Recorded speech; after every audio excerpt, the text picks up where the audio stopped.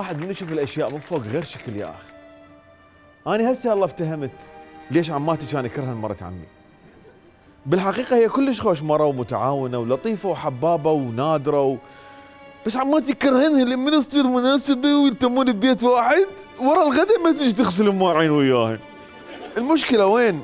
هي اذا راحت غسلت مواعين او ما غسلت مواعين فالمواعين راح تنغسل. يعني اذا تجي تقول لهم اغسل وياكم اصلا المكان ما يكفي، السنك واقفين عليه 9. بس شلون هي متبادر؟ المفروض تبادر وتوصل للسنك واحنا نقولها ارجعي لا تخربين مكياجك، يلا هيك تكون محبوبه عادي ماكو مشكله. بس احنا نقولها لا، مو هي تقول لا، مو هي اللي ما تجي. ما دام ما تبادر ونيتها ما تجي فتبقى مكروهه. احس القصه مالتي بيها فد بعد وعمق سياسي بس كل شيء ماضي والله. سفينه انا جاهز يلا. إيقاف نظام الطيران الآلي.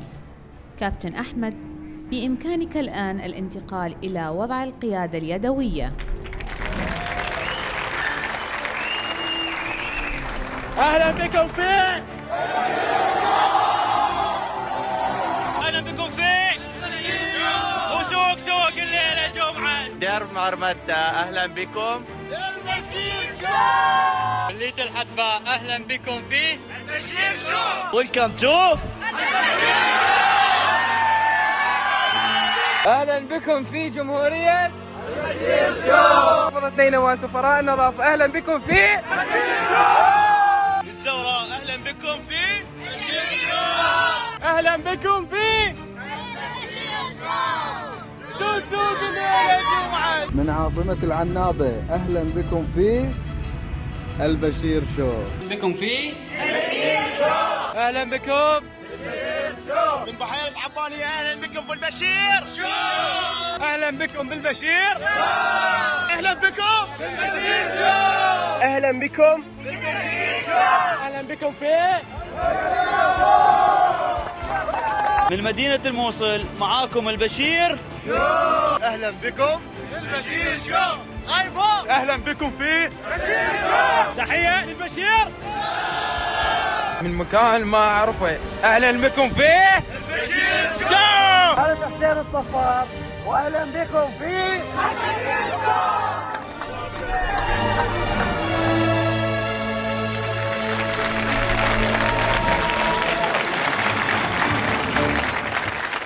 تقدرون تتابعون تطورات الرحله كل يوم جمعه الساعه 9 على قناه الدي دبليو عربيه و10 على اليوتيوب، وتقدرون تتواصلون ويا محطتنا الارضيه على منصاتنا فيسبوك، تويتر، يوتيوب، انستغرام.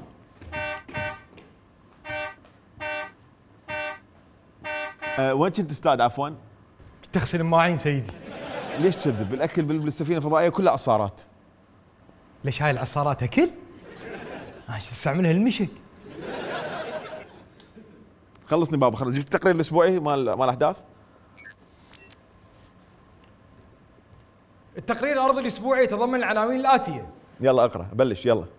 95 بقرة يتلاعبون بالمال العام. الفاشينيستات يدخلن المجال الدبلوماسي. نور المالكي يدعم حرية التعبير. الحلبوسي يلعب بالأنبار. تحديث تكنولوجي جديد للنزاعات العشائرية. قلم يتسبب بجرح شخصية خالد السراي. اوقف. قرن قلم اسف كمل. قلم يتسبب بجرح شخصية خالد السراي. البزازين تبول وربع الله لا يبولون. شنو؟ البزازين تبول وربع الله لا يبولون. صحيح كمل. امرأة تفعل بإبراهيم الدليمي ما لا يصدق. والله طلع لي مال ابراهيم الدريمي. نبلش بيه شو صار؟ ما يصير سيدي، لازم بالسرة. عقوبه هو. دز لي اياها يلا دز خليني ابلش يلا.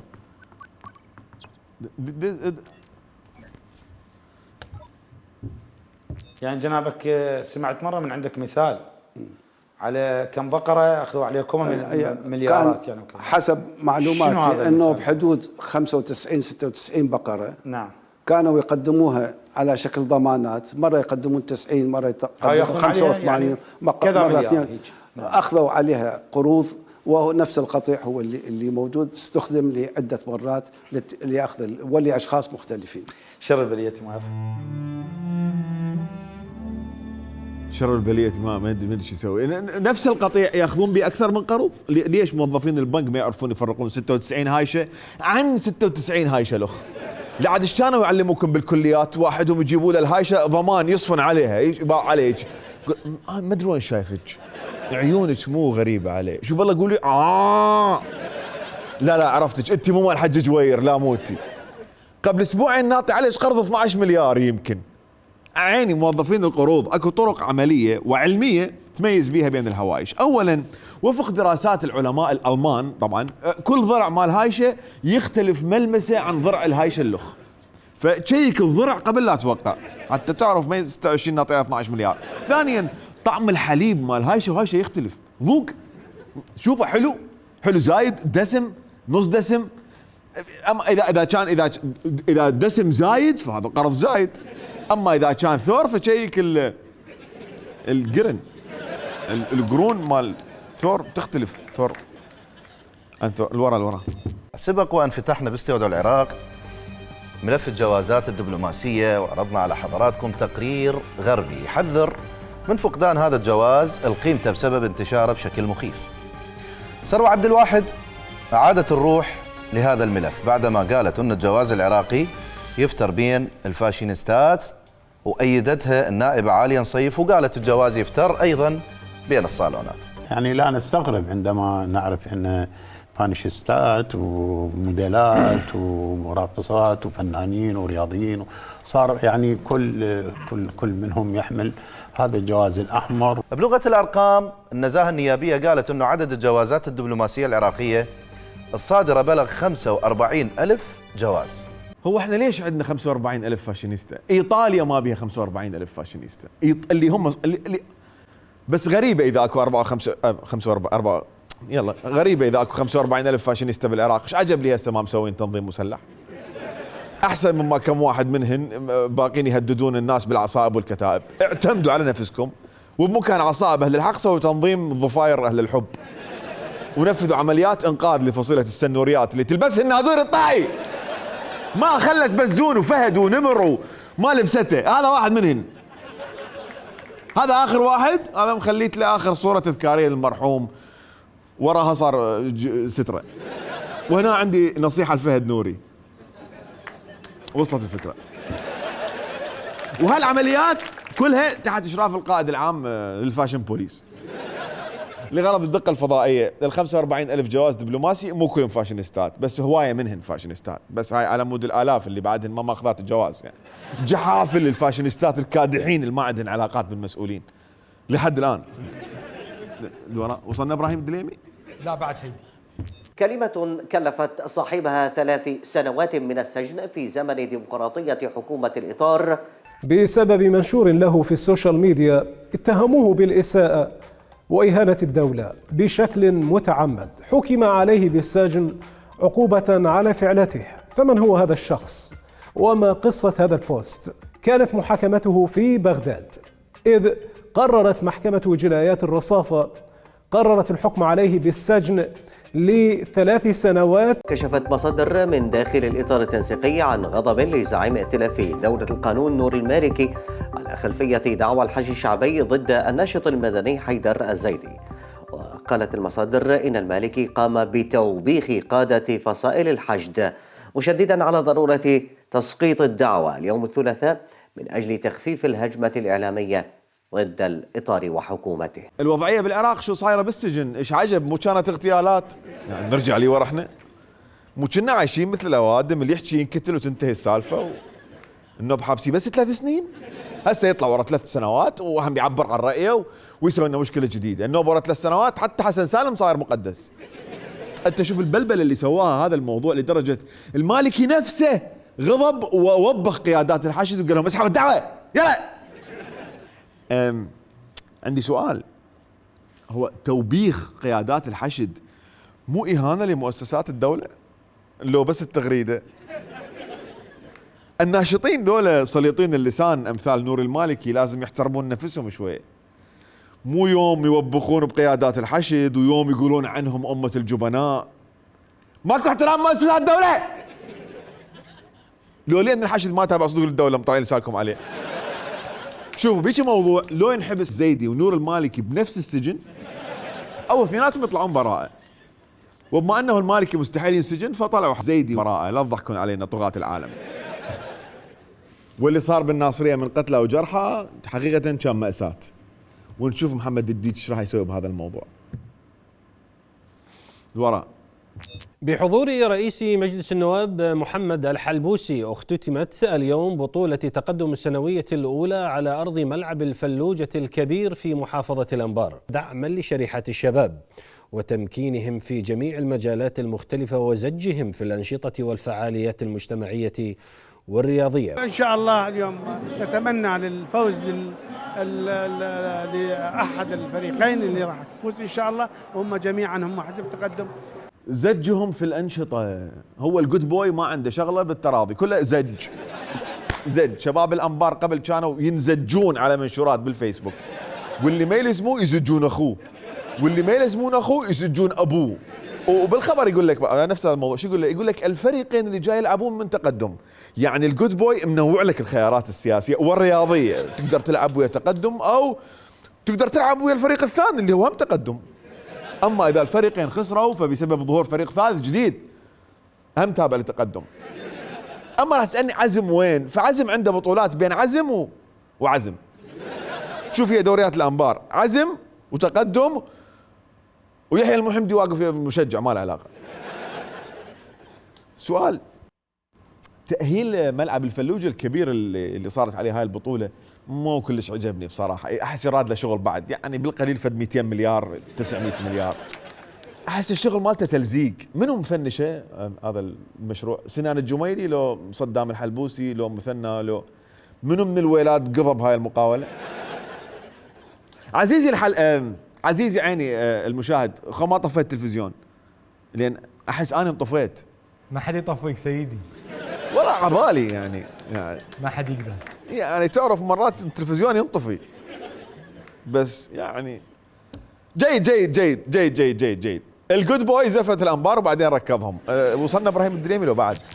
الفار لم يستخدم في الملاعب العراقية حتى الآن، ولكن تم استخدامه بأحد الفصول العشائرية في العراق، حيث تم تداول مقطع فيديو لمجموعة من وجهاء وكبار وعقلاء عشيرتين وهم يجلسون أمام شاشة تلفزيون كبيرة بينما يقوم شخص بشرح تفاصيل اعتداء مسلح.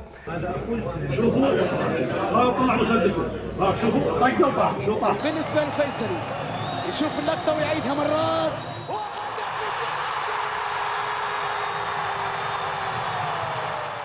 والله الواحد ما يدري من دون وجهاء وكبار وعقلاء القوم وافكارهم النيره ايش كان راح نسوي بفيديو العركه اللي بيها واحد طلع مسدسه وطقه وطاح. يجوز تلقانا ماخذين للمحكمه وجاي نحتكم للقانون والانظمه البشريه الوضعيه اللي تحكم بالادله والتحقيقات والشهود، وجيب القاضي ود القاضي واكفل وطلع كفاله واقعد انتظر لحد ما تحقق العداله. مو يمك نور زهير هذا الموضوع ايش راد لها عمي؟ عندنا مشكله نريد لنا واحد نرميه بعد عليه من هالدوخه هاي. اقول لك ما ابراهيم الدريمي وين؟ لا بعد سيدي خليه يسوي لنا مشكله استاذ خالد. هو هسه القلم ما يقدر يطبقه. تفضل استاذ محمد. على كيفك استعد استاذ عدنان. والله يا انت صاير مستفز ومريض. انا اللي عليك بالقلم. اعطينا مجال. شخصيه انا ما احترمك وما اجيك، لكن انت وفيات البارحه جيت. تفضل. اعرف سمومك. تفضل ابو عمار. تفضل ابو عمار. واعرف حقدك. يلا اوكي ما يخالف. والله بالنسبه لي اعطينا مجال. اقول انت عصبي، اقول انت عصبي اليوم، اقول انت عصبي اليوم، هذا قصدي. لا انت ما تستحي، انت انسان ما تستحي. يلا بقى. ومعزوم وعاقد وشوف شلون وضعك وين وصل. استاذ خالد عيب هاي الكلمات بالجو. دائما تنقلها بشكل شخصي يا استاذ. والله تستحق اكثر. كل ازمتك تنقلها بشكل شخصي. راسل يا استاذ خالد انت محترم. عيب هاي الكلام ما لا يجوز بيك. خالد قال لك طبق مو طبق انت ما يعني شوف احنا ندري بك اعصابك تعبانه ومضغوط لانه عندك اوردر هالاسبوع لازم تحققون بيه تارجت انت واصدقائك الزبابيك، بس ماكو داعي للانفعال. يعني وش قال لك عدنان؟ القلم ما تقدر تطبقه، قابل جاب طاري المالكي. اثبت صحة موقفك بالافعال مو بالصياح، وطبق القلم وفضت راحت. اما عدنان فاني صراحة اختلف وياه على اسلوبه بالكلام والحوار والنقاش. عنده طريقة دائما تستفز المقابل وتنرفزه وتحسسه بالاهانة، مثل ما قال لخالد السراي انت محترم. معقوله تقول خالد السراي انت محترم قدام العالم؟ الاعلام وين يوصل بعد؟ هسه لو قايل له انت جدا محترم يضوج بعد اكثر. امال وصلنا لموضوع ابراهيم الدليمي؟ لا بعد سيدي، عقوبه هو وفضنا عاد. بعد ارتفاع سعر الصرف إلى نحو 150 ألف دينار، تدخل الأسواق التجارية حالة من الصدمة أدت إلى انخفاض نسب المبيعات وتراجع القوة الشرائية الذي تجاوز 150 ألف دينار $100. لماذا اليوم وقبل أيام أيضا شهدنا ارتفاع كبير بسعر صرف الدولار، وصل إلى 150 مرات في سعر صرف الدولار؟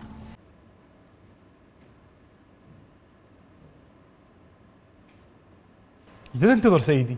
ربع الله يطلعوا مظاهرات يهددون رئيس الوزراء والقادة الأمنيين لنصرة الفقراء والمحرومين. ما طلعوا؟ معقولة؟ مدى أصدق؟ المفروض هسه وقت ربع الله اللي اختفوا من السحب التيار الصدري لحد الآن. هو هذا يعني آخر مظاهرة طلعوا على هي معروفة إشباط وشهر 11 موعد تقييم البزازين ويصعد الدولار يقول ربع الله. حتى البزون إذا مات بدي يبول بالبيت كنوع من أنواع الاحتجاج. ذولا كل شيء ماكو. عدويا ربع الله جبهة ابو جداحه كاف توثية الشيعة الوحدة 10,000 مدري الوحدة 1000 ومدري 1000 اللي تسبب الكآبة. وهذا انا تعرف هذا ايش دا يسوي بشريط البيكيس؟ دا يصير بيبشوش. كل الاحوال انا سعيد بالتطورات العراقية الأخيرة. واضح من الأخبار الفاتت انه اكو توجه نحو نبذ العنف. الناشطين قبل ينكتلون هسه ينحبسون. الشباب كانوا ينزجون على بوستات هسه ينزجون بالرياضه. وربع الله كانوا يتضاربون ويا صعود الدولار هسه قاموا يضاربون بالدولار. وصلنا ابراهيم الدليمي لو لا؟ ما دام جبناها على التزاوج والبزازين. اي سيدي وصلنا. اي لا دفضني يلا جيب. العالم تعرف اكو خفايا ما يعرفوها. انا سجلت السبب يعني بسبب وحده كانت يعني بطريقه اخرى، بس انا الحمد لله والشكر يعني نفسي ابيه وغنيه. فحاولت وياي مرات عده قالت لي باوع والله اذا ما تجي للطريق باعي والله دا احكي لك بصراحه ومستعده اطيش تسمع. قالت لي والله بس تطب بغداد اخيسك. وفعلا جيت لبغداد وصارت فتح حادثه بجراج معين، وهي هاي المرة حتى اسمها ام بلال ما ادري شلون كاتبه علي وعلى ابن عمي وعلى اخويا. انا بقيت شال سامعه بالدوشق مال الكتل دوشق يعني يجي يتدرب علي وشالتني 3 مرات شالته. طبعا اكو قصص تحكيها لمرتك من تلقف يعني من هذا النوع، لان معروفه يعني انت من تلقف اشمر على غير مواضيع، الف قصص حطهم بلال لا تمشي القصه عادي. ابراهيم انت بهاي القصه مالتك هاي ماخذ كل شيء من قصه يوسف عدا الشكل. ما دا اقول احلى لو مو احلى، دا اقول شكل يختلف، لان اكيد النبي يوسف شيء مو شكله ما أدري. حتى شفناه بالمسلسل هاي. احنا هنا اصلا احنا بالفضاء هنا ما نتنمر اساسا، ولا حد يدور وراي الازمات، لانه اللي يدور وراي الازمات يتيه، والفضاء ما بجاذبيه، والجاذبيه كلها بشوارب ابراهيم الدليمي. لذلك معروف بالاوساط النسويه بابراهيم الجذاب. اكو وايد ناس من يقرون اسمه عبالهم ابراهيم الكذاب، عود يكذب ويالف قصص بالفضائيات وام بلال. لا هذا يعني هو يعني من يكذب يعني يلفت نظر فد ناس وراها يطبل فد ناس ويرجع يقلب عليهم، بعدين يطبل لهم، بعدين يرجع يقلب عليهم، بعدين يتلوق لهم. لا هذا مو شو اسمه ابراهيم الدليمي هذا ولا شواربه، هذا خطأ شائع. هو ابراهيم الجذاب. واهم نتيجه نطلع بها من قصه ابراهيم الجذاب هي قل في ابراهيم ما تشاء الا ان ابراهيم لا يضعف امام النساء. اما العبره من الحادثه اذا ام بلال غوتك فانغوي وفضنا ولا تطلعوا يعني بالتلفزيون ولا المعلقات، خليكم ويانا.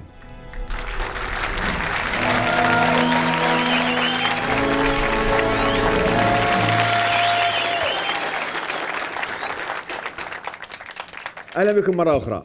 الحلقه اللي فاتت فشلت اشتري العراق لانه محمد الديك وباقي اعضاء المزرعه مخلين ايدهم على البلد ولازمين الحدود بشكل شقاقي. شنو الشيء اللي ممكن اللي ما حد يهتم به نهائيا واني اقدر استغله وادخل على الخط على هذا الموضوع؟ شنو؟ الناس سيدي. الناس خوش فكره والله. الناس والله ممتاز، بس يعني شلون اجيبهم؟ Ahmed, mate, this is really easy. First of all, you find out the problems of the people. Then you present yourself as the problem solver. They'll follow you in no time. والله هي الفكرة حلوة، بس افرضي أنا ما أعرف أحل المشاكل. Who said anything about solving the actual problems? زين. I said present yourself. I'm really surprised you don't know about this. Didn't you say you were Iraqi? اي صح مضبوط انا كنت صحيح. بالله خلينا نمشي ويا الموضوع شوي. والله راوني مشاكل العراقيين حتى احلها. احنا نريد لنا واحد يعرف هموم العراقيين، ايش يردون العراقيين، مش يردون العراقيين. يريد خدمات، يريد مدرسه، تعليم، يريد صحه. ماكو اي خدمات، قله. بس يجون اهل الزباله شالوا كم حاجه وراحوا، وذنك الحاويات مذبذبات بالقاع. بس انا ما اريد فلوس ولا اريد اي شيء، بس سوينا خدمات. طبعا خدمات. على شارع زين واحد يمشي فيه مثل العالم. والله خدمات كلها معدومه، يعني لا من المستشفى لا من مجاري. خدمات معدومه بي. لا مجاري، لا مي، لا مدارس، لا مستشفى، لا خدمات. الامور تعبان، الناس فقراء. الطرق اللي هسه توصل للركبه الطينه، اذا توصلها هسه سيارتك ما تطبيها. احنا ليش لا عندنا مي مثل بقيه الدول، لا عندنا كهرباء مثل بقيه الدول، والعراق غني. المجاري والتخسفات وهاي امور تعبانه. اي صيانه اي ادامه ماكو. المجاري مجرد ماء، اول مطره هذا السوق مال المعالف كله مو لا اكو بيوت جاي يدخل المي للغرف مال النوم. نقص بالخدمات، لا مجاري لا تبليط، كل شيء ماكو. ممتاز جدا. على هذا الوضع فالساحه فارغت لي، اطب العب لعب، اطب اكلهم، وانا ابو الحل، انا ابو الخدمات. اتمنى ما حد سابقني وفكر نفس كيف تفكير الاستغلالي مالتي هذا. أطلق رئيس مجلس الوزراء محمد الشيع السوداني حملة بعنوان احنا بخدمتكم. الحملة أو الهاشتاج الذي أطلق من الحكومة رئيس الوزراء محمد بالتزامن مع أعمال تطوير وتأهيل مناطق في بغداد وصفت بأنها محرومة من الخدمات. تفضل نقرأ الفكرة محمد الديج. بعد ما قلنا يا أخي أنا بيها مشكلة، أفكاري عظيمة بس أتأخر بالتنفيذ وأنخمط. الله لا يوفقني على الخدمه هاي اللي اقدمها، ما لسه والله انقلك للمحموديه مدينه طارميه والله العظيم واعاقبك. بس انا بعد متفائل لانه الجاي ينافسني على استغلال العراقيين ومحمد الديش اللي نوري وقيس دي يتعاركون عليه لحد الان. بعد رئيس وزراء متنازع عليه. شلون راح يمشي بمشروع احنا بخدمتكم بيك ظروف؟ الا اذا كان هاشتاج احنا بخدمتكم اطلق لنوري وقيس مو للناس. انا بخدمتكم اخوان بس اهدأوا لا تعاركون. يهدد الخلاف بين نور المالكي وقيس الخزعلي على المناصب في حكومة السودان استمرار تماسك الإطار التنسيقي في المرحلة المقبلة. لكن الغريب هاي المرة هي في التحذيرات المنقولة عن لسان السيد العامري واللي حذر فيها أطراف الإطار القانون وفصائل الفتح من مغبة اللعب بالنار. أعتقد الحل ولا زلت هو في الانتخابات المبكرة، أن هذه الحكومة يجب أن تأخذ مداها وفق السياق القانوني 4 سنوات، ولا أحد يستطيع أن يمنع الحكومة أن تمضي في أخذ حقها بالمدة الزمنية المقررة دستوريا. تمام؟ على رئيس الوزراء عدم الانفراد بقرار الدولة بل الرجوع إلى الإطار التنسيقي ويكون هو جزء من القرار في اتخاذ هذا ما ممكن، ولا نقبل به أن الحكومة تصير تحت سيطرة حزب أو تحت سيطرة قوى مسلحة. هنا رئيس الوزراء يصير بمنزلة المدير العام. لا نريد أن نتدخل في عمل رئيس الوزراء. رئيس الوزراء له صلاحياته الكاملة. وقام بعزل محافظ النجف. نعم.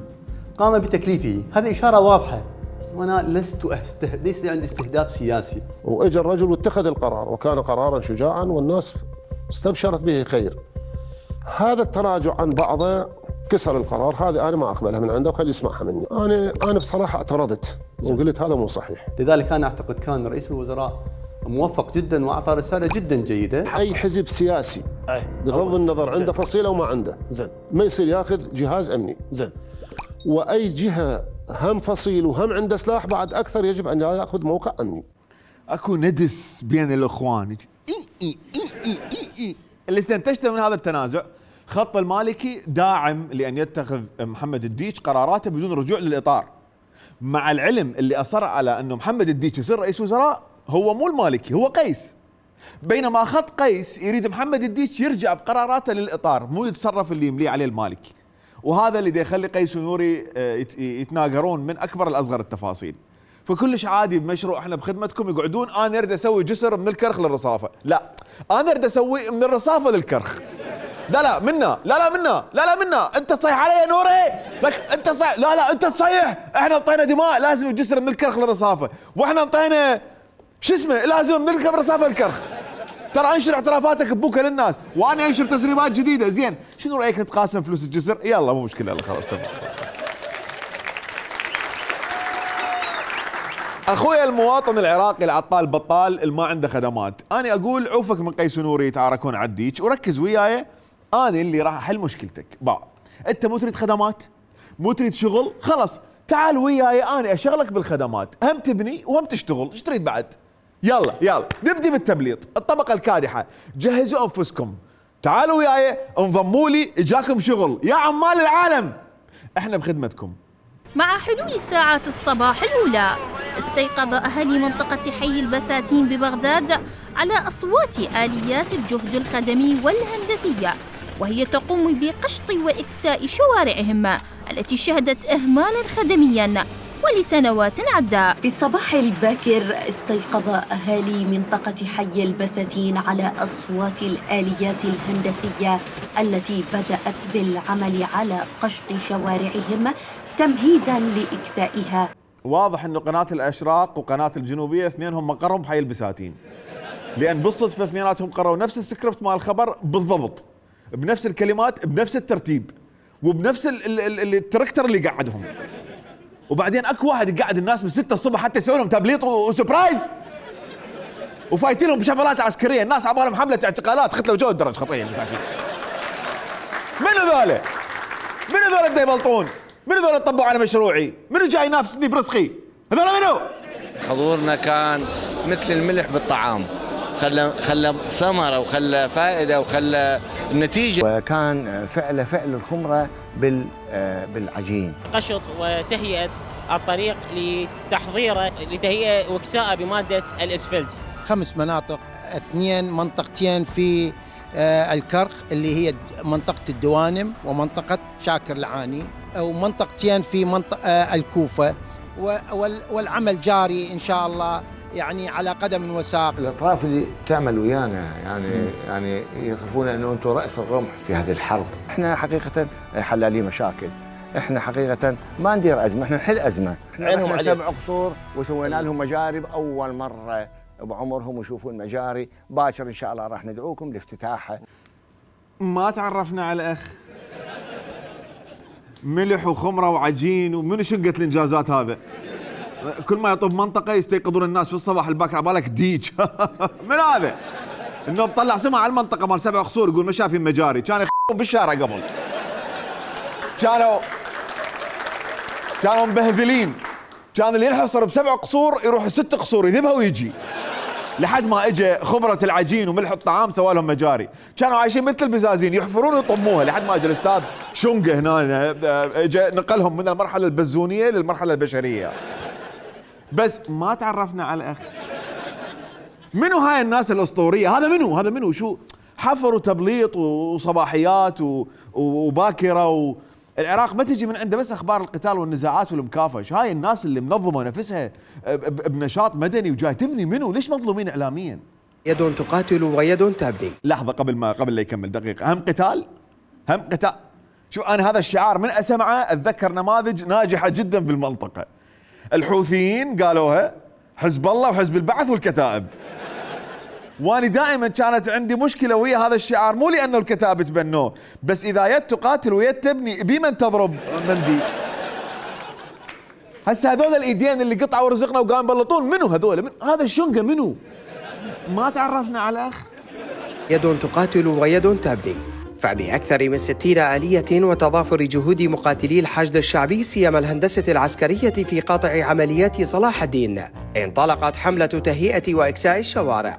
تباشر هيئة الحشد الشعبي بالخصوص مديرية الهندسة العسكرية في صلاح الدين بأقساء الطرق مادة السبويس مع ليل نهار. لم يكتفي الحشد بتحقيق الانتصارات في ميادين الجهاد مع ليل نهار، بل راح يعمل في مجال الخدمات والإعمار وإنشاء شبكات الطرق والماء والمجاري مع ليل نهار لإنهاء معاناة المناطق المنكوبة. مع ضيفي في الاستوديو السيد أبو علي الكوفي معاون رئيس أركان هيئة الحشد الشعبي. سيد الكريم بداية مرحبا بك. مشاركتي طبعا، أنا مسؤول دعم اللوجستي بالحشد الشعبي.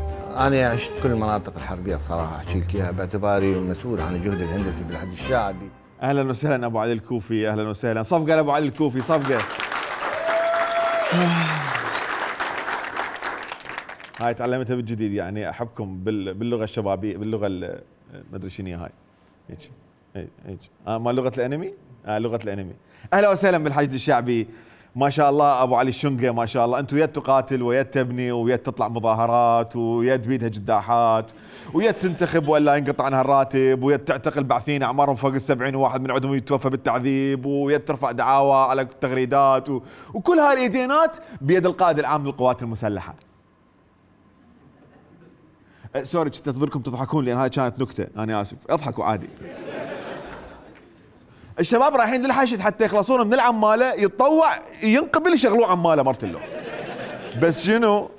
شفت الفيديو اللي يطلعون يبلطون بالشوارع بصلاح الدين؟ قل لي راح يرجع عليها مصفى بيجي لو ماكو يد تسوق. سيد كيف؟ ايش تريد بعد؟ ما تعرفنا على اخ ابو علي الشنقة. مدى يعوف لي مكان اشتغل بيه، الطبقة الكادحة الجاية استغلها. بالمناسبة عندي نصيحة للشباب اللي يشتغلون عمالة. الخلفة ياخذ 3 أضعاف يومية العامل، ومن يخرب البناء بسبب الخلفة تطيح براس العامل، والعامل ما له علاقة. فنصيحتي للعمالة لا تشتغلون ويا خلفات زمايل. نرجع. ابو علي الشنقة، انت زاحمتنا على رزقنا، على الاقل اضبط الشغلة انت حبيبي. الآن بغداد بعد ما تغرق، أنا أعطيك كلام والفضل لله يعود ولأمانة بغداد وللحج الشعبي. بغداد بعد ما تغرق انتهت. إذا سمعتوا في يوم غاد تعالوا علي راجعون قالوا عليكم ليش قلت لي بعد ما تغرق؟ زين بس نجي نقول لك إذا بغداد تغرق. الواحد من يراهن هيك راهن يقول إذا صارت تعال ادفل بوجهي، تعال اضربني بالنعال، أطلع طيق قدام العالم. شو انت من تراهن؟ بس نجي نقول لك كل شيء ما نسوي بعدين اقول لك وتقول اوكي عشان بعدين. وين روح التحدي والمغامره والرهان؟ وين؟ ما. وهنا عندي خبرين لك، واحد مو حلو وواحد حلو. الخبر المو حلو لك بغداد غرقت قبل شهر، والخبر الحلو ما حد راح يقدر يسوي لك شيء، لان هسه بس راح نقول لك. بس بالنهايه يعني ايش نريد نسوي لك؟ يعني انت وجماعتك يعني ناس متطوعين، يعني ايش بيدنا عليكم؟ اخذت رزقنا وما خليتنا نشتغل، بس يعني مع ذلك يعني بيك شيء ينحب ما اعرفه شنو هو، ما دا اقدر اكرهك. ما تعرفنا على الاخ. شبابنا الطبقات العامله الظاهر ما لكم رزق تشتغلون عماله بالتبليط، لان التبليط والمجاري ماخذها ابو علي الشنقة وجاي يبدع بيها ما شاء الله. اقول لكم صدق صح، الشوارع اللي بلطوها المتطوعين هنا مو يراد لها تشجير، ننتظرهم يخلصون التبليط ويروحون واحنا نطب نستثمر بتشجير الشوارع. يلا اصعد. بعد حملة إكساء الشوارع والتبليط، الحشد الشعبي يباشر بحملة التشجير لمكافحة التصحر. الجهد الهندسي في الحشد الشعبي يشرع بحملة تشجير واسعة تهدف إلى استرجاع هذه المناطق إلى أسوارها المخضرة. الشتلات اللي زرعناها مثلا الأشجار الألبيزية وغيرها، والنخيل المثمر ونخيل الزينة وغيرها. زراعة الغابات وزراعة حقيقة الواحات المحيطة بالمدن لمنع ظاهرة شنو نقول عليها، ظاهرة الأعاصير والترابية اللي تبع علينا من الجهة الغربية تحديدا. دحكي أعاصير فلوريدا احنا عايشين أعاصير. شنو انت ما تقول لي شنو؟ كافي تطوع عاد، كافي عوفنا شيء نشتغله. العالم قاعد على الطاله بطاله والناس ماديين عادي تدور فلوس، وانت تزرع نخل وتزرع البيزيا وجاي تزرع الشكوك عندي انه انت انسان خارق. فدوى الله ايش قد يحب الخير هذا؟ شنو هاي؟ يا جماعه ما جا اقدر اكرهها، والله ما جا اقدر. النوب يزرع ويكافح، يكافح الارهاب، يكافح التصحر، حتى الارض بالكراتين راح يطب يكافحها، حتى القشره راح يكافحها. خلص ابو علي، خلص يلا هذا خلص. روح شجر المدينه انت، روح. انا اخذ الناس ونروح نزرع بالصحراء. نزرع بالصحراء، انا اروح للصحراء السماء وما حد بيها. يلا. كذلك في موضوعة الموارد المائية، في موضوعة الزراعة، أكثر من 2,000,000 دونم الآن احنا مشغولين في زراعتها في محافظة المثنى. لا انت هنا طبيت مو على شغلي، مو طبني مرض انا وربعي، مو مشكله، بس انت طبيت على شغل مدراك بالاطار، مو بس على رزقنا بها. لانه المالكي وقيس قبل سنه كانوا ضد مشاريع زراعه صحراء السماوه للاسباب الاتيه. ومرة أخرى بأساليب ناعمة التي تخترق السيادة العراقية، مثل ما يطرح الآن الاستثمار الزراعي في صحراء السماوة والنجف وكربلاء. الإشكال الاقتصادي أتكلم به أول مرة، هو هذا الاستثمار شنو النفع اللي يعود به على العراق؟ أنا أعبر عنه بتعبيري، في استئجار مساحات كبيرة، طبعا هو المراد أن يكون 1.5 مليون دونم، مساحات كبيرة من الأرض العراقية ستؤدي إلى استنزاف الخصوبة. طيب. وتهديد الخزين المائي لأنه خزين متجدد. فإحنا ما ننطي صحراء السماوة استثمار زراعي قبل سنة لأنه راح تقلل الخصوبة ويتهدد الخزين المائي. بس إذا الحشد ياخذ نفس الاستثمار الزراعي تزيد الخصوبة عادي ويتأمن الخزين المائي. أبو علي الكوفي طوافة العراق هو راح يأمن الخزين المائي. والمشكلة بادية السماوة معلم سياحي مهم بالمثنى وبيه هواية أنشطة يفقع بيها الشمن، الناس تطلع تتونس، تطلع تصيد ويخطفوهم حزب الله وما يهدوهم إلا ب$150 مليون ما أدري $1 مليار. اجى أبو علي الشنقة زرعها. هسه عنوبة من يريد يخطف صيادين وين يروح؟ الظاهر ما نرزق بالزراعة يا جماعة، يا ظاهر.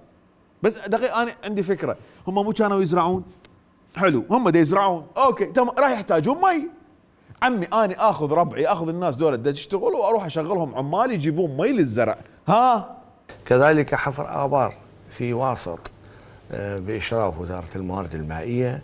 حفر آبار علما للمزارع للمزارعين طبعا. الماء الثروة الحيوانية الآن بيش هو يحتاج المزارع؟ هو يحفر الثروة الحيوانية. لا هو يحفر، يعني أنا قصدي بيش يحتاجون الحشد، هو يحفر. لا آبار ما يقدرون عليها، واحد اثنين ثلاثة كبيرة وبعدين مو احنا يعني حتى تكون الصورة واضحة، يعني يقول لك هو هذا والبرينة وكل ما يحفر بير لازم يربط له ماطور. لا البير يراد له ماطور طبعا، والماطور يراد له صونده، والصونده يراد لها سطله، والسطله يراد لها ايد تشيلها، فلازم احنا نجيب ابو علي الشنقه لانه اكيد ما حد يقدر يشيل السطله غيره. الفلاح قبل لا يجي ابو علي الشنقه للدنيا كان يسقي بمي ارو، كان يسقي الزرع، كان يبخ على الزرع مثل الاوتي يجي لانه مي قليل. فالفلاح قبل ابو علي كان يركض ابنه حتى يعرق على الحشيش. شغله كبيره اكبر من عندنا والله العظيم، هذا وين ما نروح لعندنا وصلنا. ابو علي لازم التبليط والزراعه والري، رجال قشاط بلاط زراع حفار زقاي. ما تعرفنا على اخ، احنا نعوف هاي المنطقه كلها، نعوف شيلها كلها اصفها ونرجع نحل مشكله نوري وقيس ونحاول نبني جسور التواصل بيناتهم. بجهود تطوعية أكملت هندسة الحشد الشعبي أعمال صيانة جسر القرغولية وإدخاله للخدمة بعد إغلاق دام 7 أعوام. جسر سيلعب دورا كبيرا في تخفيف ثقل الحركة المرورية عند جسر ديالى وسيطرة الرستمية. هذا الجسر صار له 7 سنوات مغلق لأنه يحتاج إلى صيانة. الحمد لله جهد الهندسي، تعاون مع شركة المعتصم، تعاون مع مرور بغداد، مع الأهالي، مع شيوخ المنطقة، مع عمليات بغداد، محافظة بغداد، أمانة بغداد كذلك، الجميع ساعدونا. دون تخصيصات مالية وبجهود متواضعة قدمت هندسة الحشد منجزا أسهم في إنهاء عدد من المشاكل التي عانتها مناطق كثيرة. كل شيء ببلاش، كل ببلاش يسوون من أجل العراق وعيون العراقيين، يستاهلون خطية.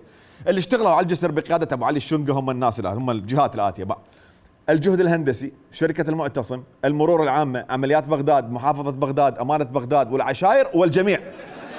بس هي جهود تطوعية ذاتية بدون تخصيصات مالية من أبو علي والجهد الهندسي الحشد، مما يكشف عجز الدولة التي طالما ترمي فشلها على نفس التخصيصات، على نقص التخصيصات. نقص، أنا آسف. يعني أنتم جايبين نص مؤسسات الدولة تساعدكم حتى ترزلوهم وراها؟ المشكله الجسر وشكله وطوله ما يستحق هاي الهوسه يعني وصيانه الجسر، مو بناء جسر، صيانه. انا متاكد ولا واحد انا متاكد اكثر واحد استفاد من هذا الجسر هم قاعه ملتقى الابطال لكمال الاجسام، ابو هتلر لخدمات الانترنت، وبيت حمود الفتلاوي. حمود الفتلاوي ليش مسوي لوكيشن على البيت بابا؟ ليش؟ معلم حضاري زقورته. نطالب اليونسكو بادراج بيت حمود الفتلاوي على لائحه التراث الشنقاوي. اخواني الطبقات العامله، انا اسف والله بس ابو علي ما خلى لكم شغل، ما عافي لكم شيء غير التنظيف. يابا عمي احنا نستثمر ونشتغل بالتنظيف وامرنا لله.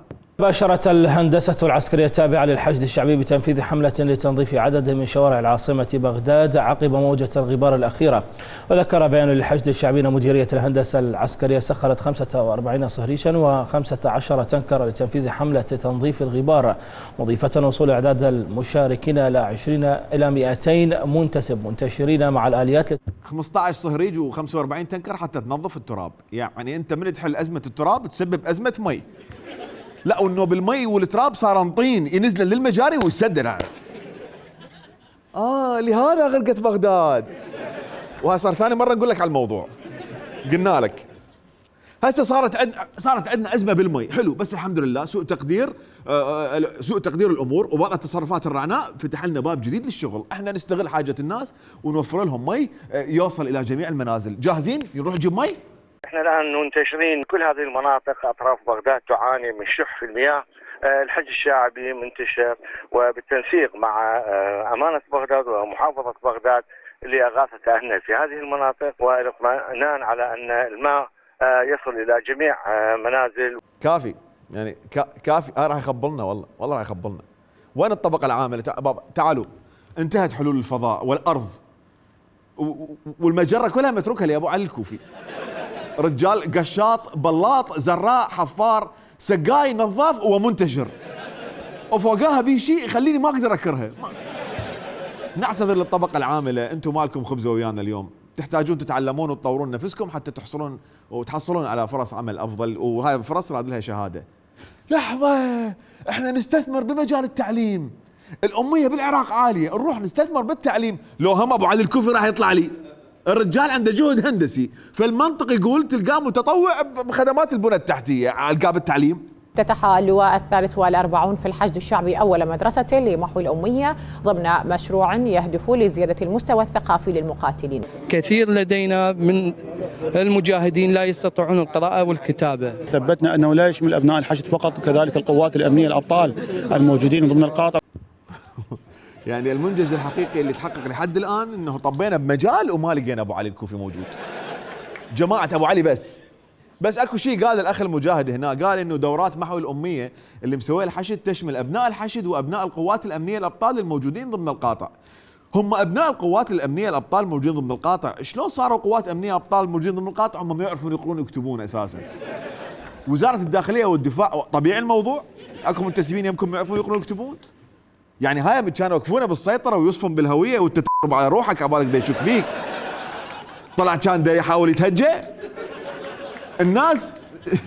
الناس جاي ينتظرون الحكومة تحتوي المسلحين، فالمسلحين احتووا الحكومة ودا يعلموهم. أنا اليوم ما أعجز ولن أيأس إذا هم أخذوا التعليم أنا أفتح مشاريع للناس تسوي رحلات للي دا يتعلمون. بدأ فريق الجهد الخدمي والهندسي للحشد الشعبي بإنتاج 2000 رحلة مدرسية يوميا. بيان لإعلام الحشد ذكر أن الرحلات المدرسية المنتجة سيتم توزيعها بين المدارس المستهدفة. العمل منذ أيام بدأ بوتيرة متصاعدة لإنتاج الرحلات المدرسية. يوميا ينتج هذا المعمل ما يقارب 2000 رحلة. كل ما يتعلق بإنتاج معمل الرحلات في الهندسة العسكرية التابعة لهيئة الحشد الشعبي هي جهود ونتاجات ذاتية من قبل الهيئة نفسها. يعني أنت أبو دشداشة، أنت جايب ابنك المدرسة عراقية، ما تحتاج تلخمة راشدي عوفة، أول وتالي المعلم راح يدقه. 2000 رحلة باليوم، حتى اللي طالب اللجوء راح يحصل رحلة. نعوف الرحلات، الطلاب اللي يتعلمون بالمدارس راح يوسخون المدارس. أشغل الناس عمال تنظيف مال المدارس.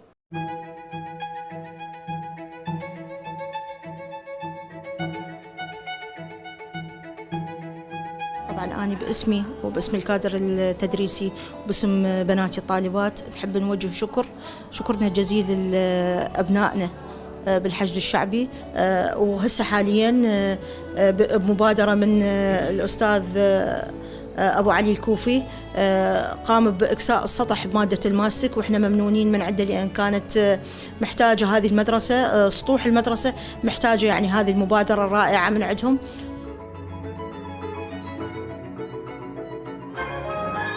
الماستك واحدة من الأشياء اللي يوفرها أيضا أبو علي ما شاء الله. شكرا أبو علي الكوفي، شنقة العراق لأن جاي شربة العراق. رجال قشاط بلاط زراع حفار سقاي نظاف شلاع ومشربت، جميع فطر يسده. أي واحد عنده فطر أبو علي موجود.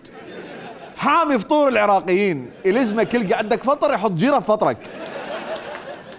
مساهمة أبو علي الشربوتية عامل مهم لاستتباب الأمن والماستك أيضا. تقول لي شلون؟ أقول لك شايف من واحد يهدد واحد يقول له أجيبك من فطر القاع، فطر القاع شربته أبو علي الشنقة. ما تعرفنا على أعزائي الطبقة العاملة، هسه عرقتوا من التدوير على الشغل، تعالوا نتونس نسبح بالنهر.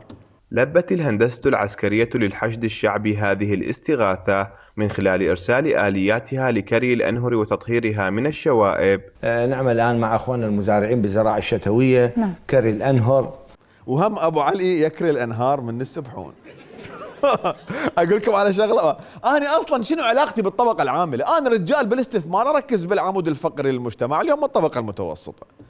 الاقتصاد الحديث حاليا كله يعتمد على الحاسبات والأنظمة والهذا.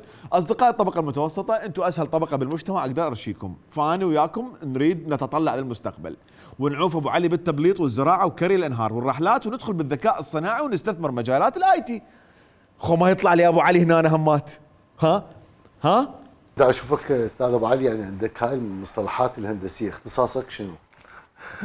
أنا مدير هندسة عسكرية ل40 عام يعني من لا بجت المعلومة، يقول أستاذ أبو علي الكوفي كان آي تي بالسويد ويا أبويا، المخرج ده يقول صح؟ صحيح. مالمو اشتغلت مالمو أنا آي تي صحيح. ما شاء الله. صحيح. مؤسسة المنطقة. نعم. هاي بعد كافية أنت طلع معلومات. اقلب السفينة والله العظيم هسه قرأنا طب الكرة الأرضية. أنا هسه هم عندي مصطلحات بس ما أريد أحكيها هواية هنا. بس قبل كل شيء أبو علي الشنقة، شلون صار لك 40 سنة مدير هندسة عسكرية؟ أنا ما راح أقول لك أنت كذاب قابل ايش قد عمرك، لا أنا مصدق واريد أحسبها. 40 سنة مدير هندسة عسكرية، منا لحد 2003 19 سنة، يعني بزمن النظام السابق أنت 21 سنة مدير هندسة عسكرية. السؤال بيا دولة؟ إذا بالعراق يعني أنت من أزلام النظام السابق، وإذا بغير العراق فإحنا نطالب الحشد يوضح لنا شلون كنت تشتغل بمؤسسة عسكرية لدولة أجنبية وأنت هسه مدير الهندسة العسكرية بالحشد.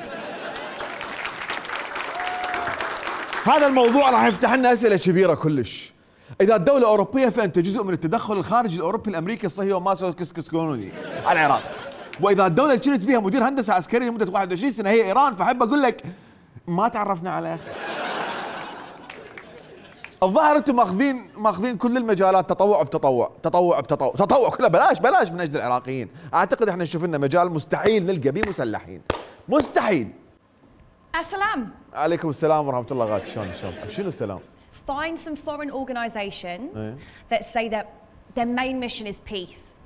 Make sure they're really well funded and start working with them.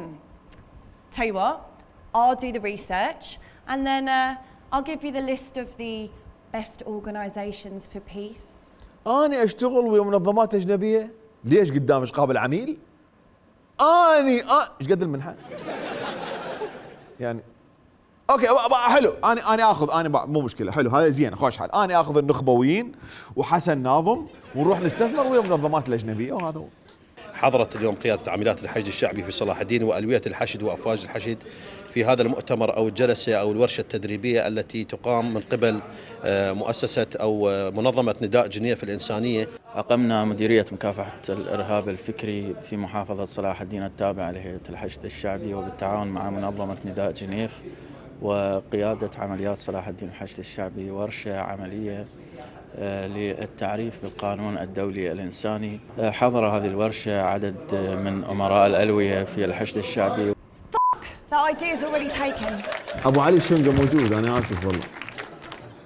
بس نصيحة على المستقبل، من تسوون ورش ويا منظمات أجنبية غطوا وجوه الشباب الحاضرين بالورشة، لأنه أكو ناس يتهمون شكو واحد يحضر ويا منظمات أجنبية بأنه عميل ومتخابر ويا جهات أجنبية، واحتمال يقتلوه ويطلع كاظم الصيادي يقول ايش عنده رايح هنا هذا ورش منظمات.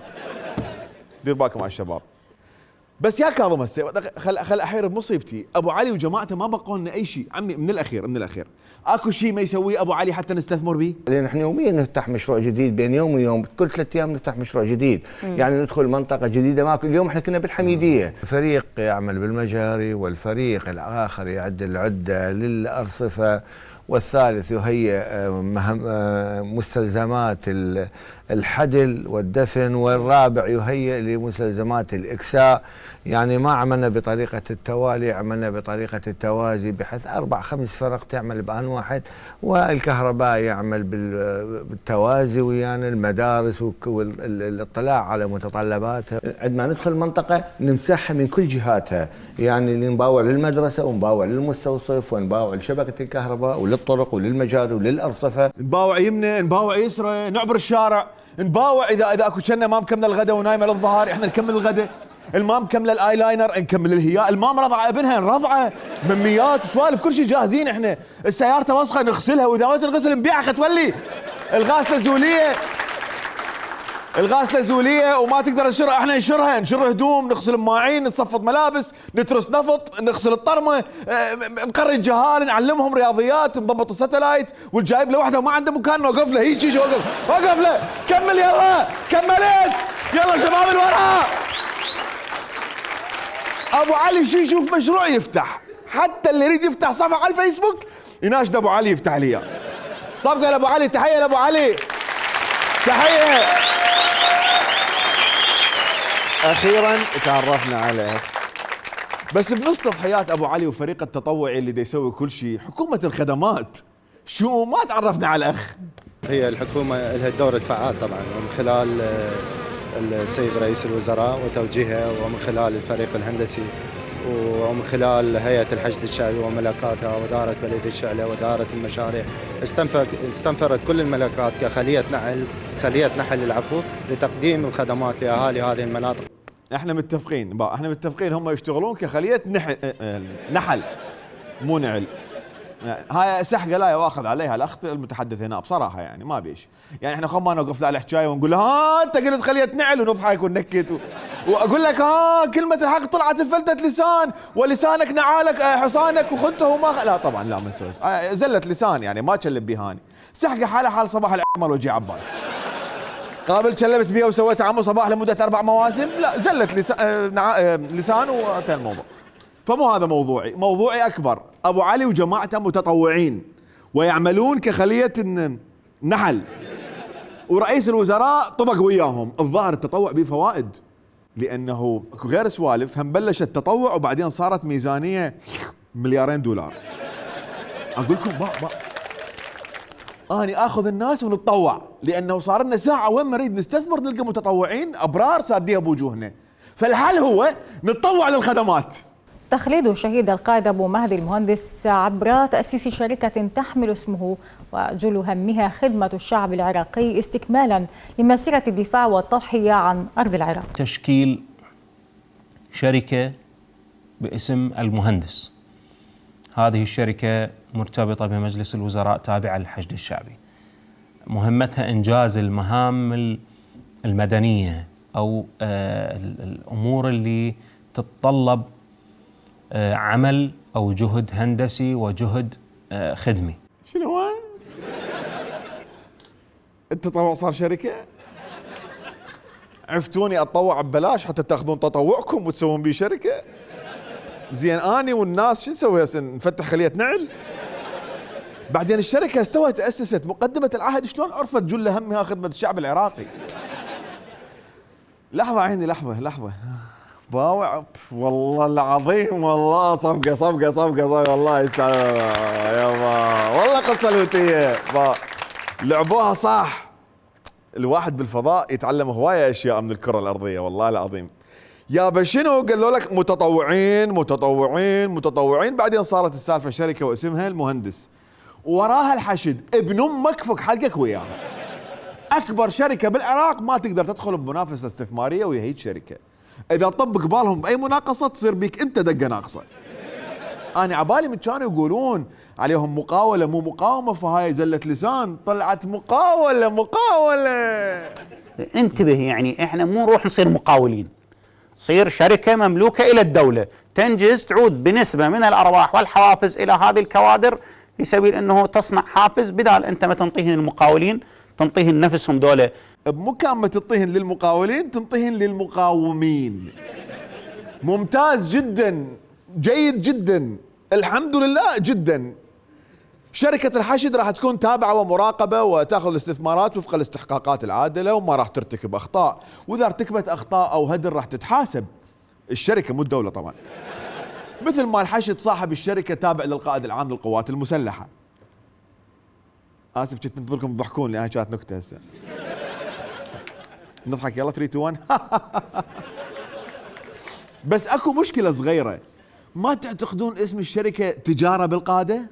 العنوان مقدس يا سيدي، عنوان الحشد الشعبي عنوان جهادي، عنوان مقدس. هو لانه مقدس زي استثمار. يعني والله انت اذا تؤمن بمقدس فهاي تعزيز لقدسيته باستخدامه بالاعمار. نزف دماء والان ينزف عرق لبناء العراق. هي مو جاي يعني قصدي نقتبس من خالد السراي، هو لأن مقدس دا يستثمر. لحظة، هو صدق قال هيك جديات؟ هو لأنه مقدس دا يستثمر. خرب، أنا شلون فايتتني استثمار المقدس؟ كل الاستثمارات اللي أفكر بها إذا أسويها استثمار بالمقدس فالمخاطرة التجارية تصير 0%. الما يشتري مني بالسعر الأريدة فهاي معصية، الما يبيع لي بالسعر الأريدة هاي فاحشة، الما يعطيني مشاريع استثمارية هاي كبيرة من الكبائر، واللي ينافسني على أصغر استثمار فهاي مشاريع ضد الدين. والله عاشتيتكم شباب، خوش فكرة.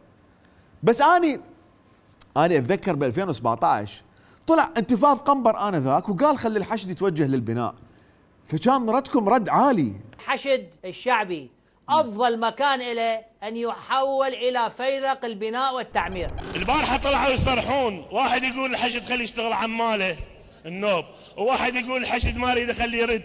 هاي رسالة إله.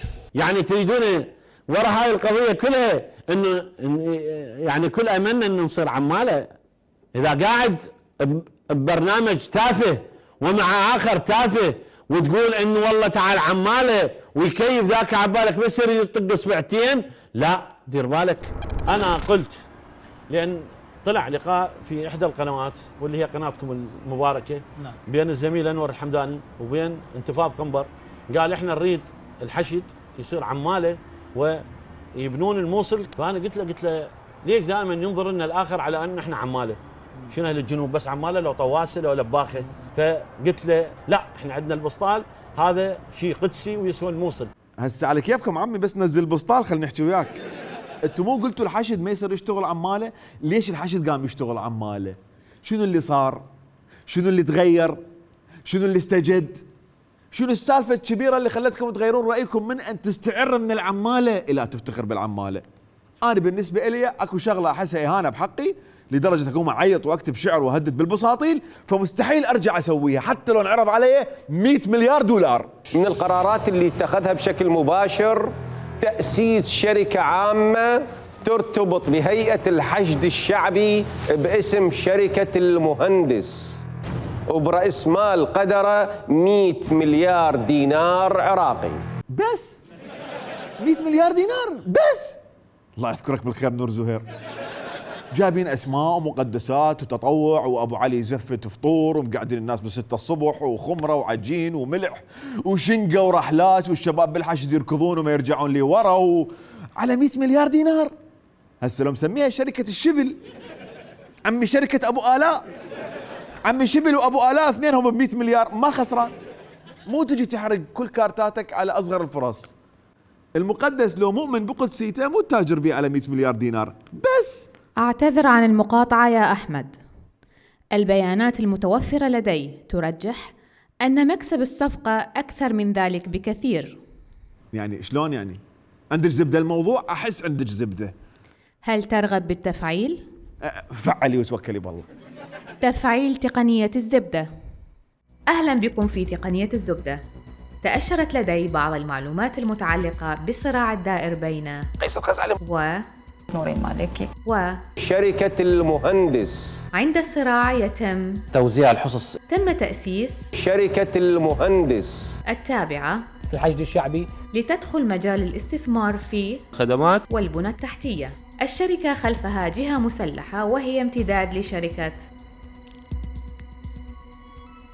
هذه الشركة مخطط لها أن تستحوذ على استثمارات ومناقصات حكومية لكي تصل إلى لحشدنة الاقتصاد. تأشر لدي أن أحد أهم المشاريع التي تخطط هذه الشركة للاستثمار فيها هو مشروع قربت السكاكيب. يقال أن شركة المهندس تأسست بقرار، ولكن القرار ربما جاء لإرضاء خط داخل الإطار يتمثل بالشيخ قيس الخزعلي. بالعودة في الزمن، فهناك شركة إيرانية تابعة للحرس الثوري اسمها خاتم الأنبياء تهيمن على عقود بمليارات الدولارات في إيران. تأشر لدي أن شركة خاتم الأنبياء تخطط للسيطرة على عدد من الموارد في العراق وسوريا، ومنها استخراج الفوسفات، ميناء طرطوس، شركات الهاتف النقال، حقول النفط، المحاصيل الزراعية، الربط السككي. أنا لا أعرف ماذا يعني ذلك، ولكن حاول أن تفكر أنت في الأمر.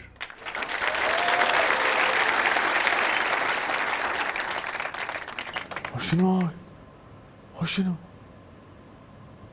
المعلومات اللي قالتها هسه خلتني أفكر، ووصلت المعلومة كلش مهمة بدي أقولها بالأخير.